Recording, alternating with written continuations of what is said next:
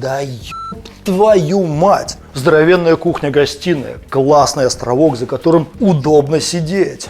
Кроме этого, в нем удобно все хранить, 6 здоровенных ящиков, но много гостей за ним не посадишь, поэтому стол минимум на 4 персоны идеально, даже розетки для ноутбука есть. Но неужели нельзя было разместить их так, чтобы они не прилипали к столу и располагались по центру вот этого участка по высоте? Именно поэтому в земспроектах мы заранее просчитываем все вот эти высоты, а они типовые, они известны заранее. А затем располагаем электроточки по центру высоты свободного участка. До свидания.